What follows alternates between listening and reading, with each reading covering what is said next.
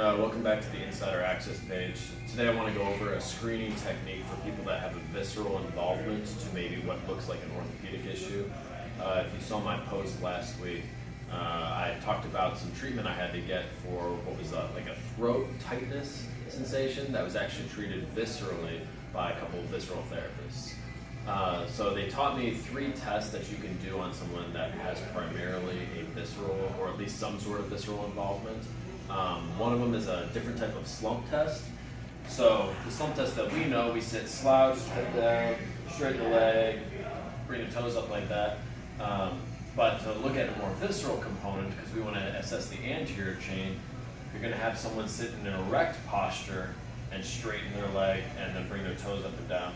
And if you see a more of a limitation in the erect posture as far as knee extension goes compared to the slouched posture, you can attribute that to a visceral or at least anterior neural mobility restriction. Secondly, you can have the patient do a straight leg raise. So you have them raise their leg up, resist on one side, and then raise the other, resist. Make sure you're not stabilizing on the pelvis at all, as that can provide some sort of input. And then you'll repeat by performing a very light compression on the abdominal region. You can kind of move different areas and try there, and repeat pressing down the exact same area and test their strength. That's for more of a lower quarter visceral involvement. If you're looking at upper quarter, you're going to test shoulder external rotation, so just with their arm by their side, you'll resist external rotation. And same thing, if it tests weak, you'll apply pressure somewhere on the thorax and retest the strength at that same time.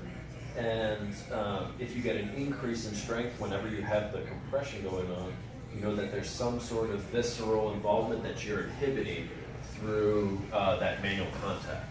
Now, we don't know exactly what the mechanism is as far as why that has a benefit, because it could be just providing some form of stabilization, but we really don't want to apply too much pressure when doing it.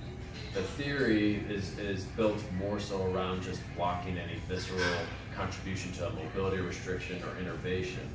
And I think what the visceral therapists have found is that patients that fall into this category tend to have more visceral versus musculoskeletal issues. Let me know if you have any other questions.